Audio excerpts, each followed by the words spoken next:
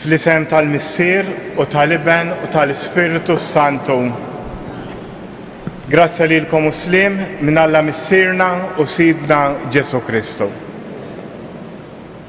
U t-leżis l-lum din iċċelebraw il-festa ta' Marija Maddalena u f'daw l-erbat il-lum ser nirriflettu flimkien bħala Marija Om Alla. Hekk dil-qudiesa qed nofru wkoll għar-Ruħ Pawlu u Salvina Azzopparti. U biex nitħejju tajjeb bħal dan il-misteru li issa qegħdin niċċelebraw, ejjew nitolbu maħfra l-mulej għal dawk id-drabi li fihom inqasni.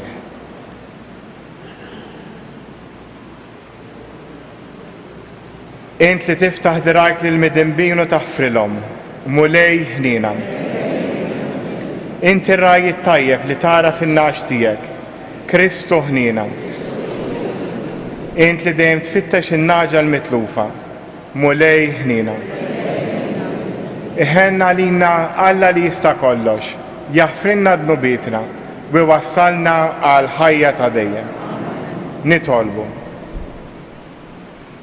O Alla intoġbok timla id-dinja bil-ferħ, bil-qawmien ta' ibnek Ġesu Kristu sidna mill-imwiet. Għatina li bis-saħħa tal-Verġni Marija Omna niksbu lena tal-ħajja ta' dejjem. Bibnek Ġesu Kristu sidna li hu Alla u miegħek wisaldan flimkien mal-Ispiritu Santu għal dejjem ta' dejjem.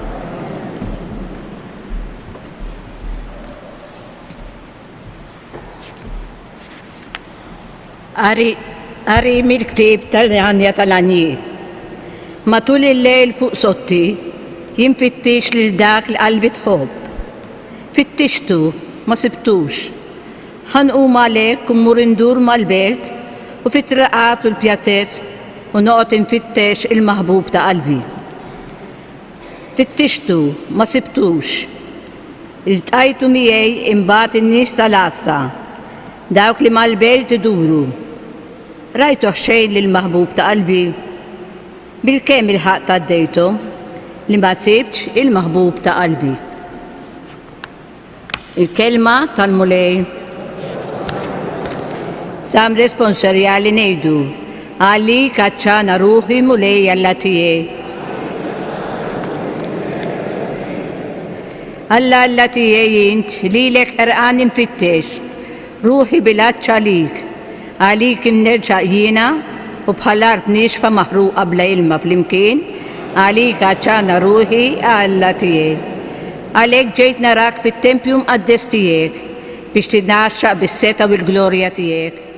Għax it-tjieba tiegħek aħjar mill-ħajja u xiftejja jxandru it-tifħir tiegħek flimkien, għalik kaċċana ruħi mulej Alla tiegħi. Għalhekk imbirkek tul ħajti kollha u nolli jdejja u nsejjaħ ismek. Bħall-ikel mill-aħjar li semmen nintela u nannilek fommi b'xuftejja ferriħa flimkien, għalhekk kaċċana ruħi mulej Alla tiegħi. Għax int kont għajnuna lija u għaddejt ġwanħek nanni bil-ferħ, miegħek tinaqqat ruħi u int weżinni bil-leminija tiegħek flimkien, għalik kaċċana ruħi mulej Alla tiegħi. Inqumu bil-wiefa.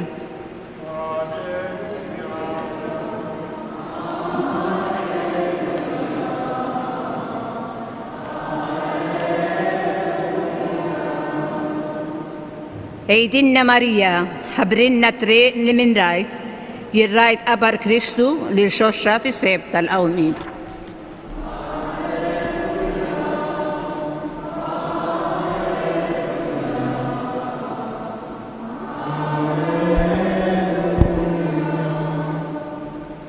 Il-mulej magħkom. Qari mill-Evanġelu skont San Ġwan.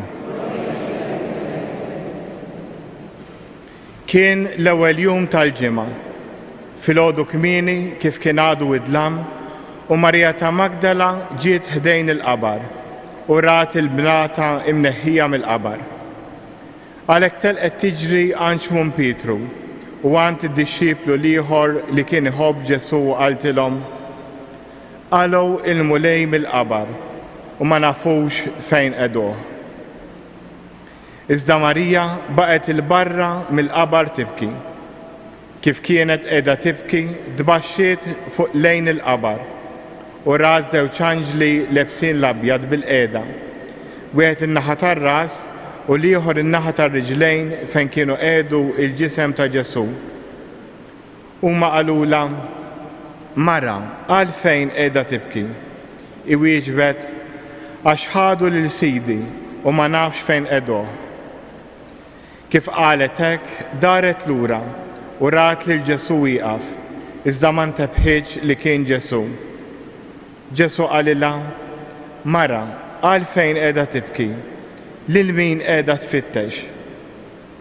Iħassbet li kien il-ġardinaru qaltlu: Sinjur, jekk ħadtu int minn hawn, għejdli fejn qiegħdtu u jiena nġibu lura. Ġesu sejħilha: Marjam. Idaret u qaltlu bil-ludi: Rabbuni, jiġifieri Mgħallem. Ġesu qalilha: La żżommnix, għax għadni ma tlajtx għand il-missier, imma mur għand ħuti wejdilhom li jiena nitla' għand missieri u missierkom, Alla tiegħi u Alla tagħkom. Marja ta' Magdala marret għand id-dixxiepli u tagħthom l-aħbar. Rajt lil mulej u qaltilhom x'qalilha. Il-kelma tal-mulej.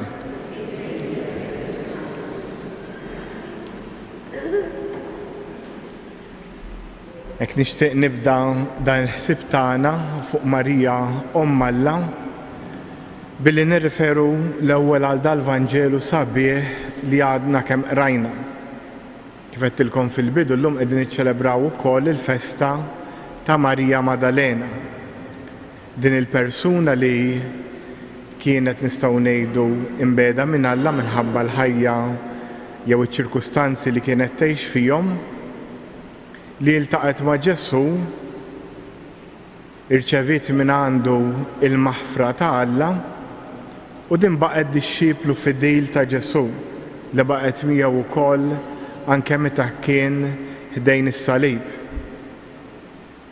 U din li qagħdet qrib ta' Ġesu ġiet minħabba l-imħabba li ta' Ġesu u ħassitha wkoll maħbuba minnu.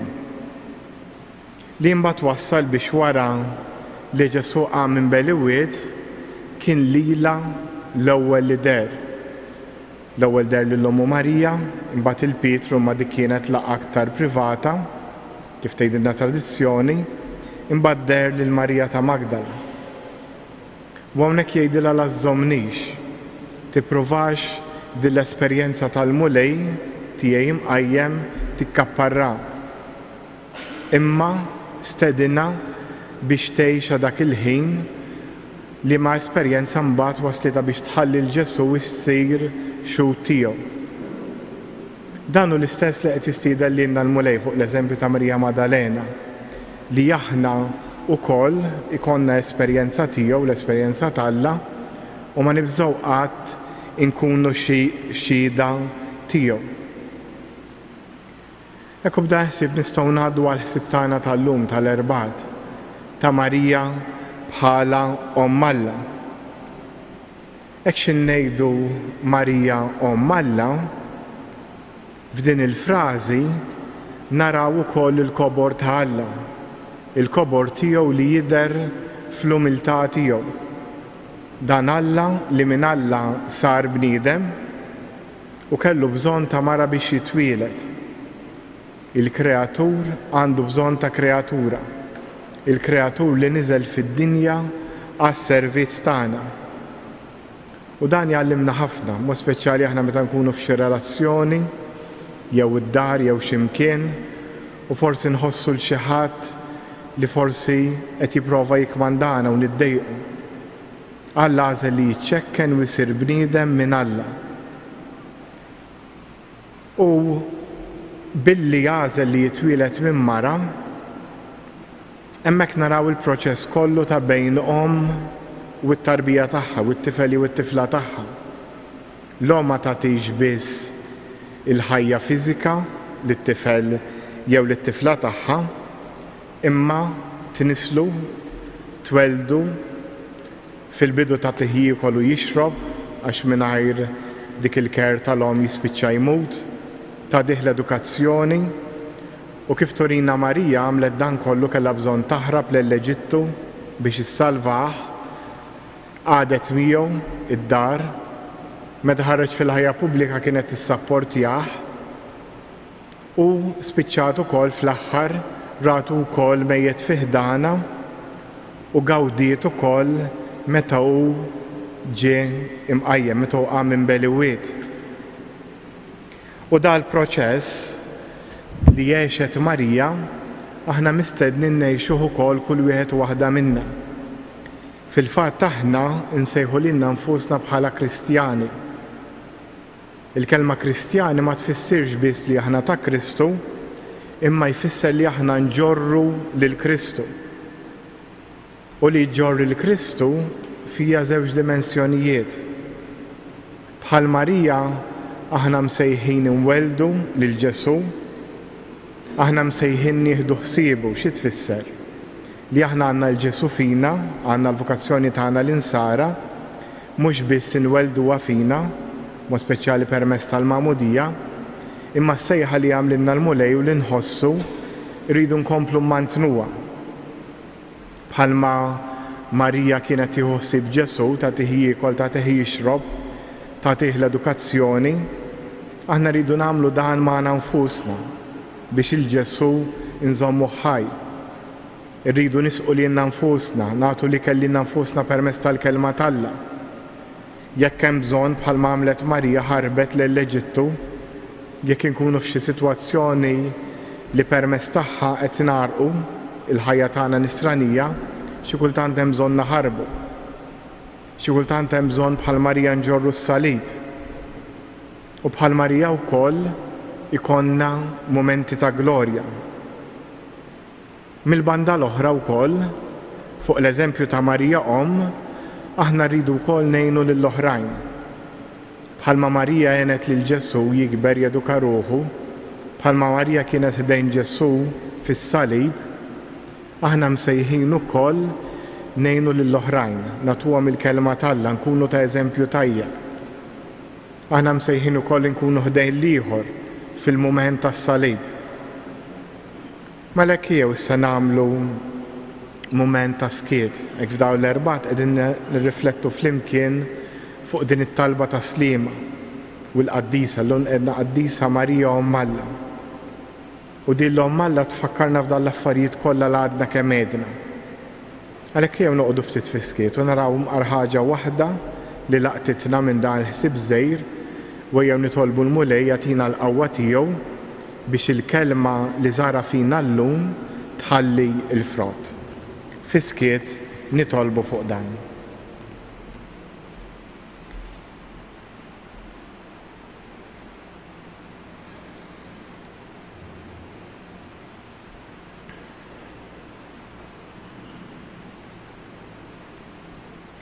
Biex saħut l-eżis nqumu bil-wifqa biex irresqu it-talbit tagħna il-missierna tas-sema.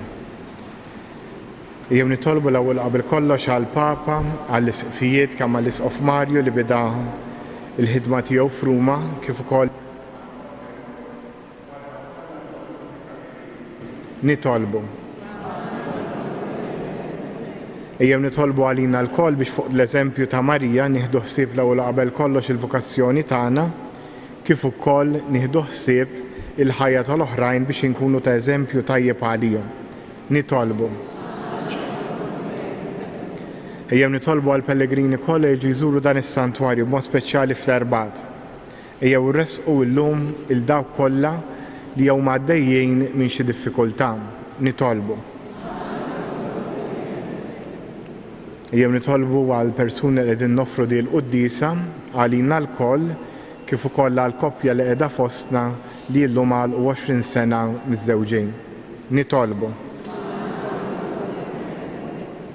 Jew nitolbu wkoll għal dawk kollha jsegwuna permezz ta' Radio Marija u permezz tal-YouTube tad-Djoċesi, jew nitolbu għal dawk kollha li huma għaddejjin minn xi diffikultà bħalissa u forsi qed iħossuhom waħedhom.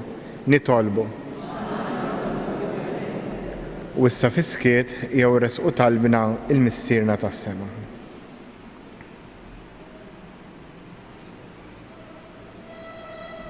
Nitolbu dan kollu bi Kristu Sidna.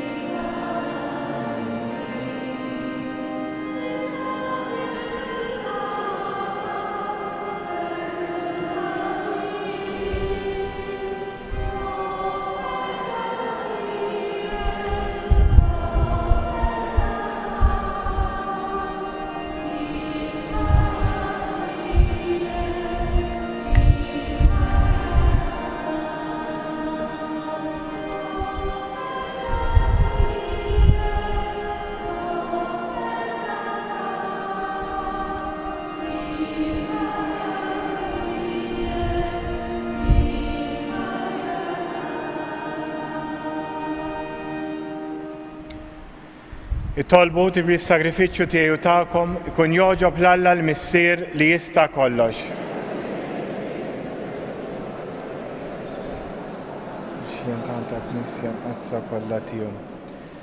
Aħna niċċelebraw it-tifkira tal-Verġni Mqazza Marija Mibnek, res quddiemek mulejda l-offerti.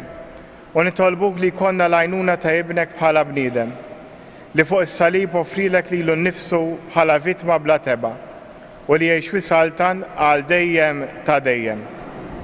Il-mulej ma'kom. Nerfgħu qlubna l fuq. Niżżuħħar lill-mulej Alla tagħna. Sewwa u xieraq tas-sew mulej Missier Qaddis Alla ta' dejjem tista' kollox, tajjeb u taġi tas-salvazzjoni tagħna li dejjem u kullimkien irroddulek ħajr. Għaliex bil-qawmien ta' Kristu mill-imwiet imlejt lill-Verġni Marija bena li ma titfissirx bil-kliem u għallejt mod tal-għaġeb l-fidi tagħha. Bil-fidi nislet lill-bina u bil-fidi wkoll stenniet il-qawmien tiegħu mill-imwiet. Imwettqa mill-fidi ħarsita kienet f'dak il-jum ta' dawl u ħajja li fih ħebu id-dlamijiet tal-mewt u d-dinja kollha mtliet bilena u l-Knisja fil-bidu tagħha ferħet kollha mistaġba tala l-sida liebes l-immortalità. Bih il-qtajja kollha tal-anġli ferħana għal dejjem quddiemek iqimu l-kobor tiegħek. Flimkien ma' tagħhom ilqa' nitolbuk it-tifħir tagħna waqt li magħhom nifirħu u ntennulek. Qaddis, Qaddis, Qaddis. Sart tmimlija bil-glorja tiegħek. Imbierek min ġej f'isem il-mulej, osanna fl-ola tas-smawiet. Qaddis tas-sew int mulej, inti lajn ta' kull qdusija.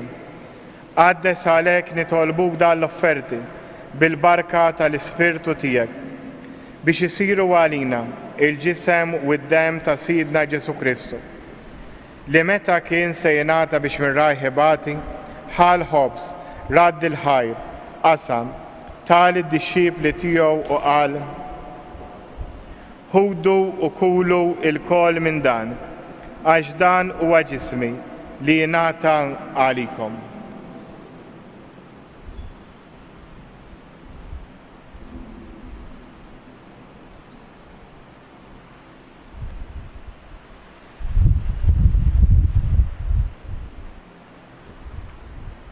Ekku kol wara li klaħa l-kalċi reġrat il-ħajr tal id-dixxipli tiegħu qal: ħudu u ixorbu minnu il-kol, għax dan huwa l-kalċi ta' demmi tal-patt il-ġdid li jibqa' għal dejjem. Id-demm li jxerret għalikom u għall-bnedmin kollha għal maħfra ta' dnubiet. Għamlu dan b'tifkira tiegħu.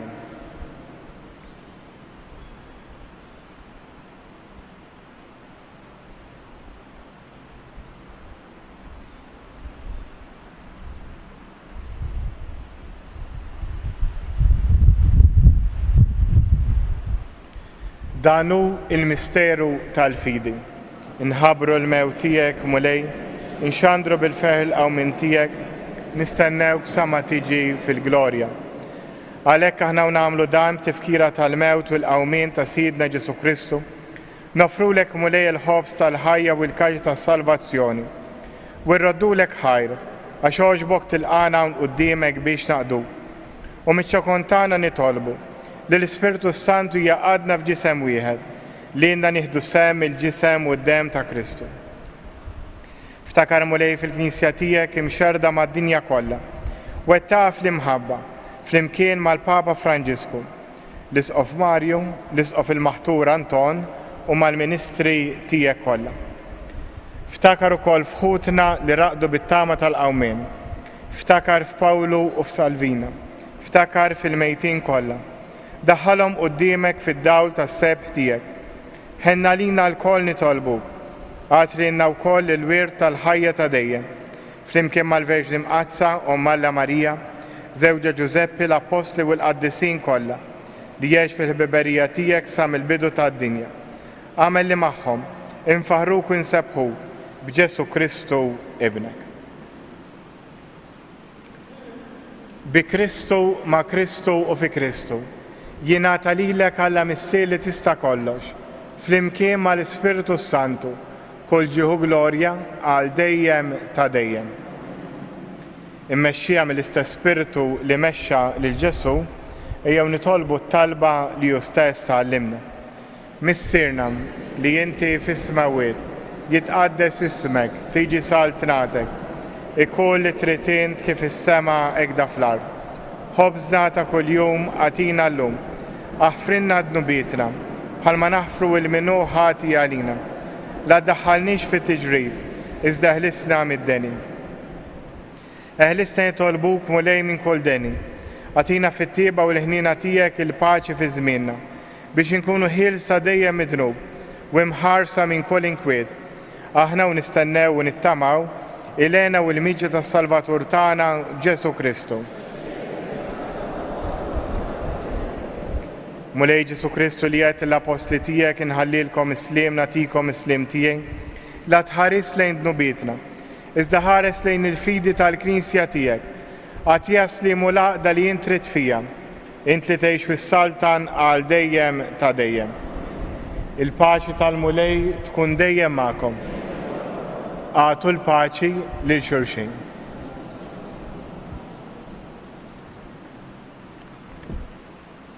Ħaruf tal-lam.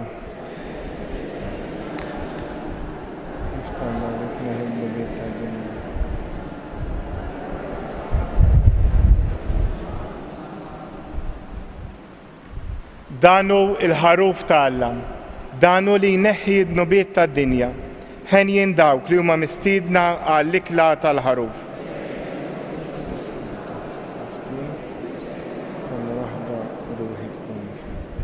Il-ġisem ta' Kristu.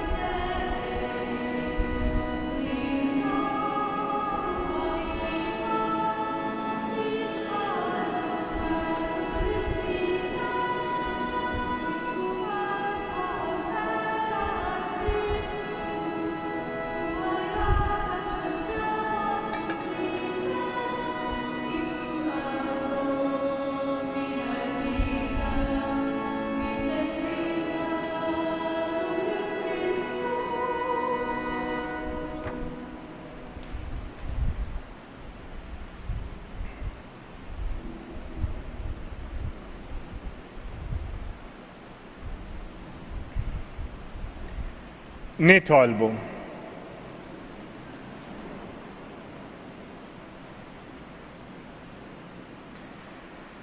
Wettaq mulej il-fidi tagħna fil-verità tal-misteri tiegħek. Aħna nemmnu li jibnek immissel minn Verġni Marija u tassew Alla u bniedem. Għatina li bil-qawwa tal-qawmin tiegħu mill-imwiet li bih ħadna s-salvazzjoni ikun jisħoqilna li naslu fil-għena ta' dejjem. Bi Kristu Sidna. Hekk infakrukom li millum l-erba' qed inżidu qudiesa oħra fil-għaxija. Ġifieri l-lejla fis-7:30 jekk hemm xi nies mill-familja tagħkom jixtiequ jiġu ser issir qudiesa oħra. Minn nhar it-tnejn li għadda wkoll is-santwarju bħal qabel qed jibqa' miftuħ minn filgħodu sa fil-għaxija. Ġifieri fejn fi żmien il-coronavirus bdejna nagħlqu bell-nofsinhar u l-erba' għalissa ser inkomplu niftħu bħal qabel jiġifieri mit-8 ta' filgħodu sas-7 ta' fil-għaxija. Il-mulej ma'kom. Wiberikkom Alla li jista' kollox, il-Missier, l-Iben u l-Ispirtu Santu. Morru u għejxu fil-paċi ta' Kristu.